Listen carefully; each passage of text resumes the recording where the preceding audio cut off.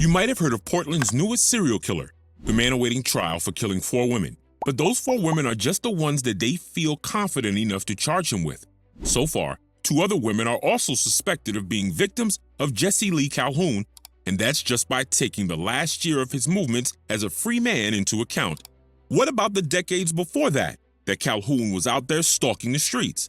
And worst of all, he should have been in prison when the murders occurred, but a bit of luck and a desperate call by a senator to make room in America's overcrowded prisons led to him being set free halfway through his prison sentence. Here's how justice failed 6 women, potentially more, and how Jesse Calhoun managed to go unchecked for all these years when the warning signs were all there to keep him behind bars. Let's get into it. Between 2022 and 2023, the bodies of 6 different women were found spread over Portland, Oregon. First was 22-year-old Kristen Smith, a college student and part-time grocery store worker. She'd been reported missing in December of 2022 after failing to return home from a holiday party. Her car was found where she'd last parked it, its doors wide open. She wasn't found until February the 9th of the next year, in a wooded lot in the Portland metro area. Given that it was winter in Portland, her body was in remarkably good shape, considering that she'd been deceased for 2 whole months. There were ligature marks on her neck, pointing to her cause of death being manual strangulation. She was partially dressed, but coroners don't believe that she was sexually assaulted, and robbery obviously wasn't the motive since her purse and its contents were scattered around her. Then, Charity Lynn Perry went missing in March of 2023. When Charity didn't show up to work, police discovered that she was diagnosed with schizophrenia, and as a result struggled with substance abuse to self-medicate and frequented the Old Town district both for drugs and to engage in sex work to sustain her habit. Police spent the next month looking for Charity at homeless shelters and other places frequented by the homeless population, especially places that offered mental health services, because Charity was known to seek help from public services for her condition. They found her purse and wallet discarded under a bridge where she was last seen, but other than that, Charity seemed to have dropped off the face of the earth. Charity had gone missing for long stretches of time before, so there wasn't as much urgency to find her as there was with Kristen. Charity's body was found a month later, also strangled to death in an overgrown drainage ditch near Northeast Columbia Boulevard. She was fully clothed, and there were still footprints visible leading away from her body to a nearby road, leading investigators to believe that a client had driven her there and killed her. In that same month, Joanna Antoinette Speaks went missing from Oregon. She was 32 years old, had 3 children, and struggled with addiction most of her adult life. Joanna had been sober for months when she went missing and showed no signs of relapsing, but she was struggling financially to support her children. So police theorized she might have been seeing clients on the side to make ends meet. Her family were very concerned when she vanished, sure that she wouldn't leave her kids behind. A few weeks later, a man found her body in a derelict barn surrounded by rusted farm equipment, a full 22 miles away in Ridgefield, Washington. Given her extensive injuries and the lack of blood at the scene, Joanna had been moved here in order to conceal her body. She'd been beaten with a blunt object around her head and neck. April was a busy month for our killer apparently, because a 3rd woman went missing. Bridget Leanne Webster, aged 31. Information on Bridget is a little scarce, but from what I can gather, she was a single mother that worked part-time at a thrift shop.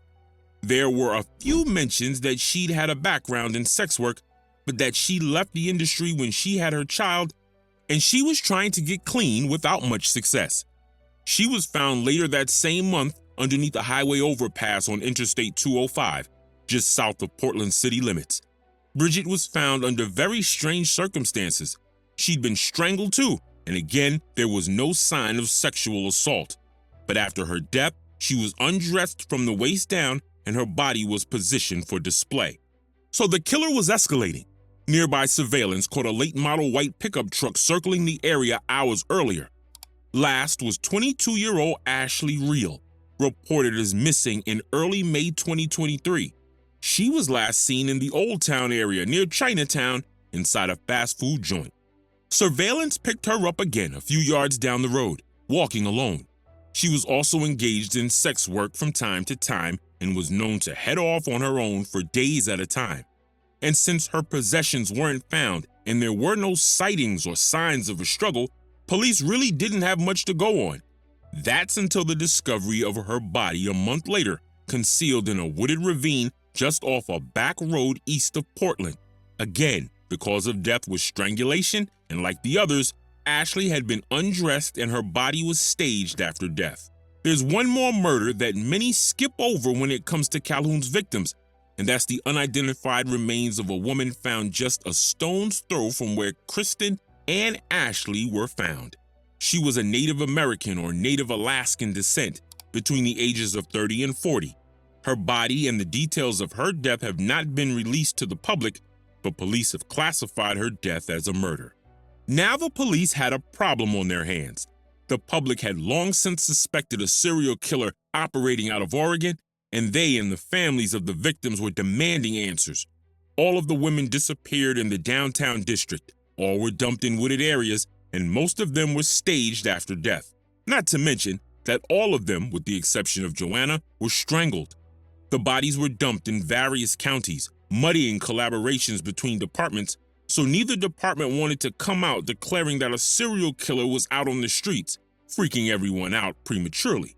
And sadly, most of these women had a history of drug abuse and sex work, putting them in dangerous situations.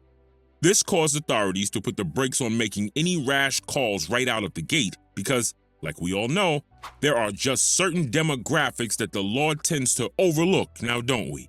But there's no denying that 6 women being murdered, most from the same backgrounds, abducted from the same area, and all within a 6-month period is no coincidence. I mean, come on, people.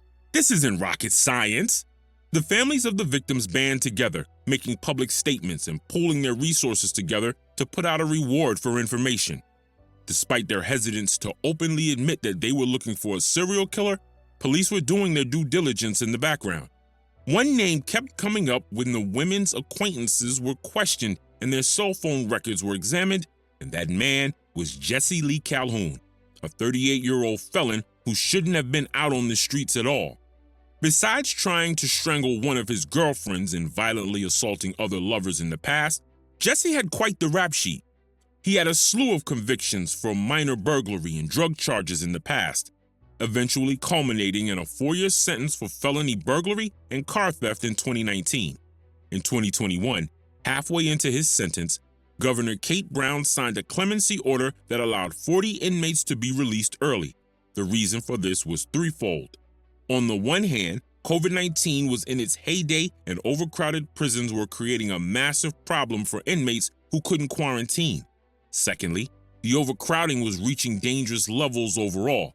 And thirdly, many inmates worked on outreach programs to help fight wildfires in collaboration with the fire department. Those inmates that put their lives on the line to get the fires under control were given early releases if they had 2 years or less left to serve behind bars. Guess who was part of those 40 chosen inmates? Yep, Calhoun was now a free man. At the crime scenes of Joanna, Charity, and Bridget, there were footprints and tire treads that matched Calhoun's shoes and car. There was DNA on or around the bodies that matched Calhoun and fibers collected from his car, the same one that was seen on CCTV near the last place Bridget was seen alive, were found on the bodies. What evidence was found on which body and which victims he called is still under wraps until this goes to trial, but it's looking like they have a pretty strong case against Calhoun. He was indicted on 3 counts of first-degree murder for Joanna, Charity, Kristen, and Bridget's deaths in March 2024. The case is scheduled to go to trial in 2027. This means that 3 of the women still have no justice in sight.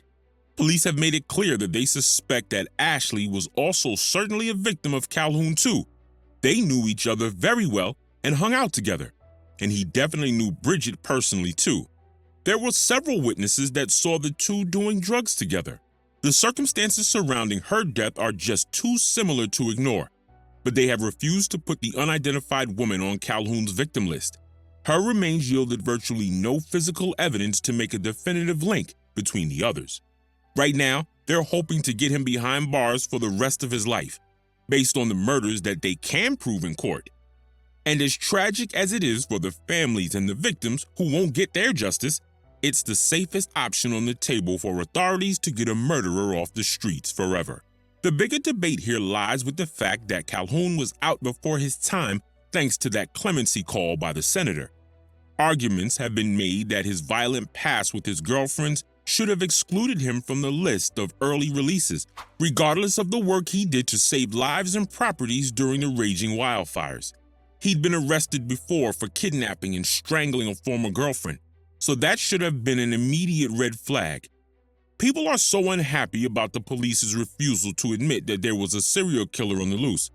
But here, I'm not in agreement with the public. By the time Portland suspected a serial killer was out there, police did too. But coming out and admitting to that could potentially cause the perpetrator to pick up and run. They knew they had enough evidence to convict the murderer. They just needed a little time to put a name on him. They made the right call, I think, at least anyway. Had Calhoun run off to another city, who knows how many others could have fallen prey to this predator?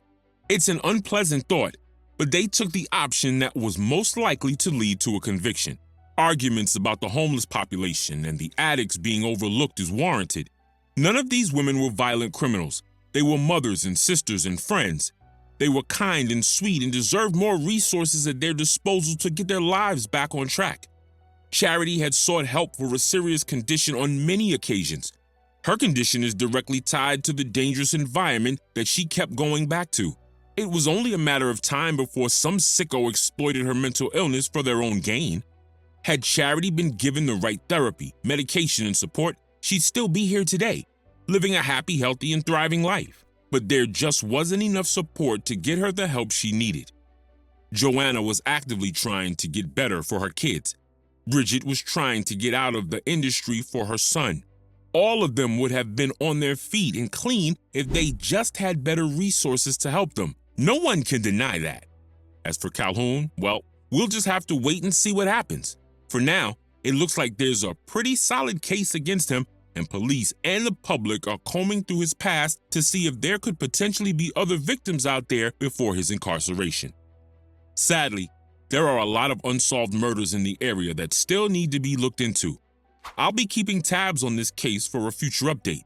Unfortunately, for the time being at least, there's still a lot of questions we have about his upbringing, possible events in Calhoun's life that could have shaped him into a predatory killer, and of course, how this case will turn out. Will the other victims and their families ever receive justice? And are there more women out there that fell victim to Portland's newest serial killer? Only time will tell, but one thing I do know is that you have time now to like, subscribe, and to leave your thoughts in the comments below. Without you, Evidence Obscured can't continue to bring you the latest updates and deep dives. See you in the next one, people. Cheers.